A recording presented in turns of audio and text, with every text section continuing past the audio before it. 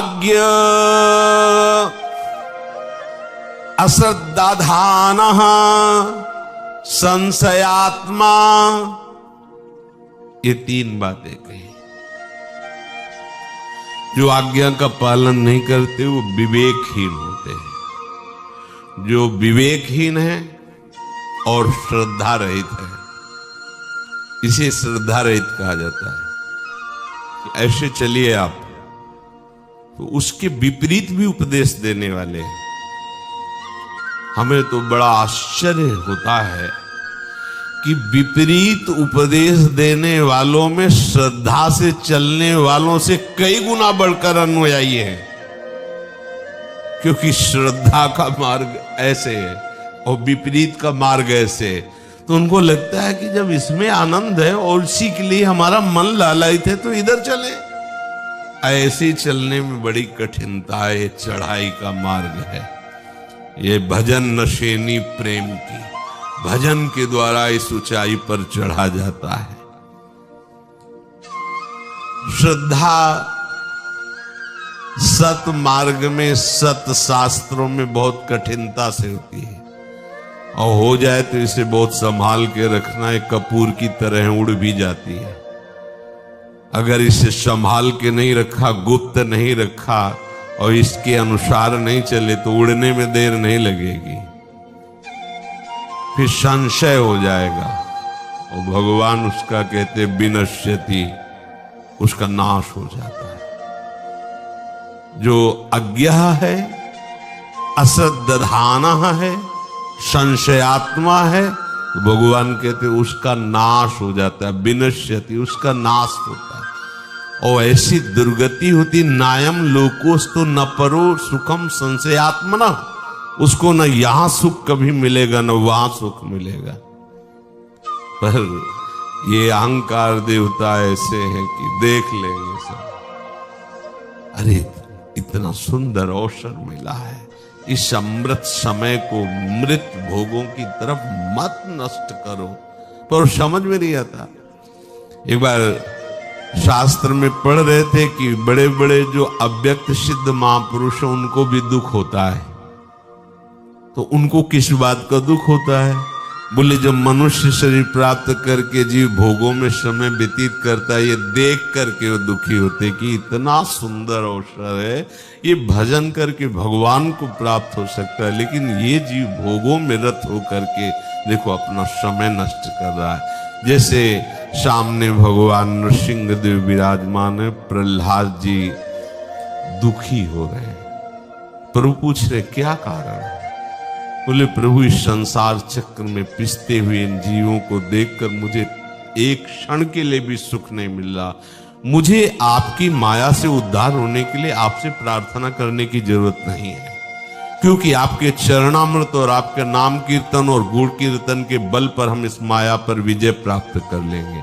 हम दुखी इन अज्ञानी जीवों को देखकर जो आपसे विमुख होकर के भोगों में समय नष्ट करें, नाथ इन पर कृपा कर दी। ये देखो भक्त हृदय होता है। ये जो भक्तों को दुख होता है, संतों को दुख होता है, वो सुख वांछा से नहीं होता है। वो ऐसा कितना बढ़िया अवसर मिला, देखो देखो ये चूक रहा है, जा रहा है, उसको लग रहा है हम फूलों के मार्ग में जा रहे हैं, सुख के मार्ग में जा रहे हैं। सावधान।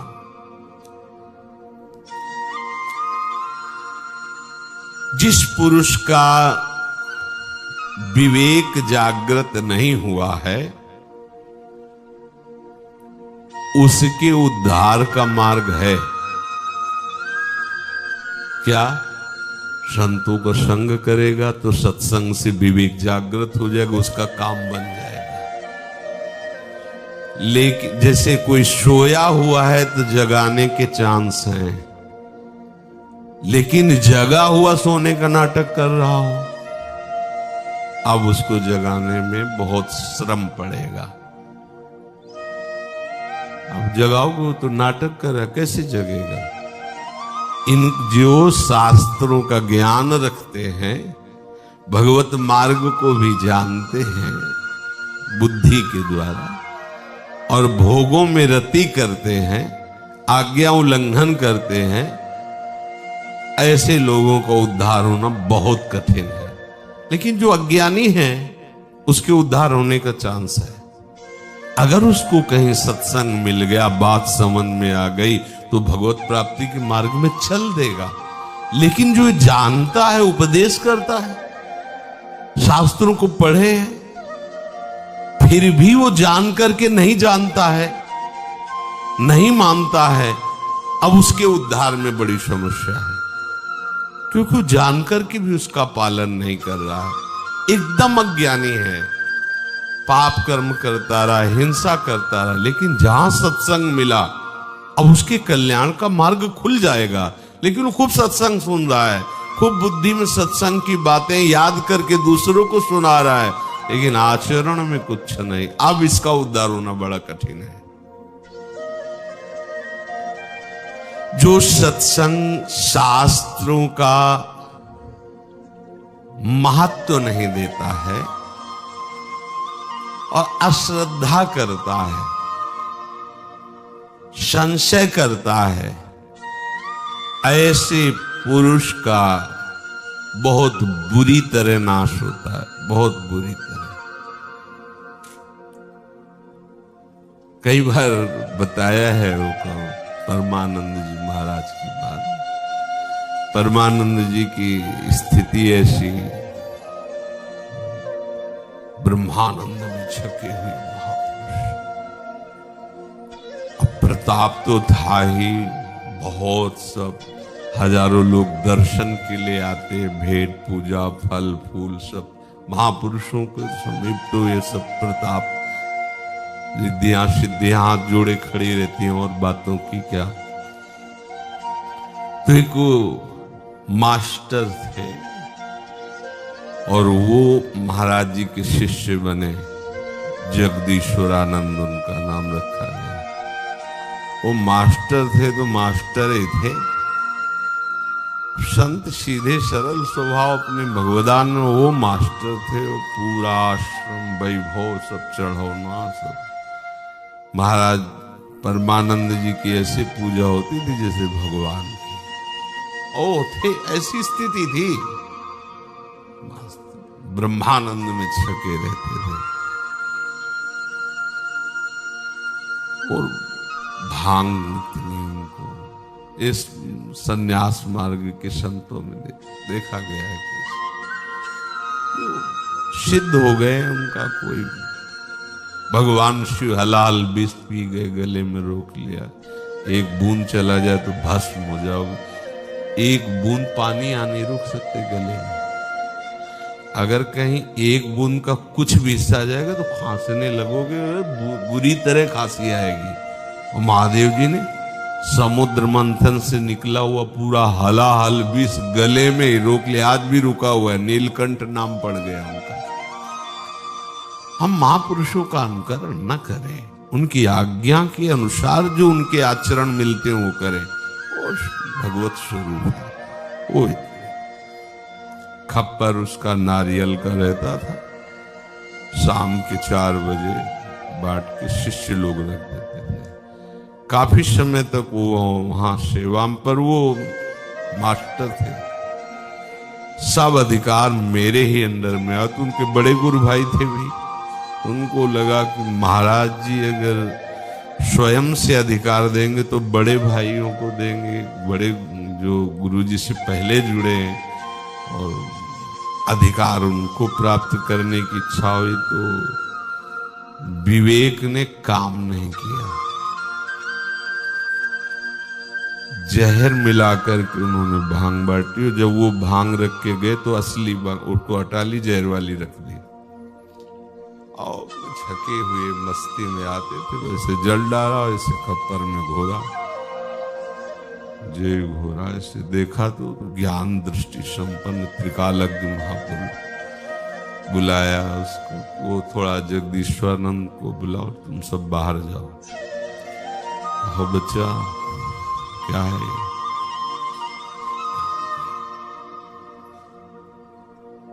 वो बोलने की हिम्मत, कोई फर्क, नारायण नारायण नारायण पी गए उनके सामने। 7 दिन तक कुछ नहीं। फिर उनका बच्चा, वो हमारा जाने का समय आ रहा, जहर से नहीं जा रहे हैं तुम्हारे, हम तुम्हें पीते समय भी दिखाया था कि जो तुमने रखा वही पिया, जहर प्रभाव नहीं करता, पर अब हमारा जाने का समय आ रहा है। और जे ही उन्होंने तो पूरा शरीर नीला पड़ गया। शोभन सरकार भी दर्शन करने गए थे।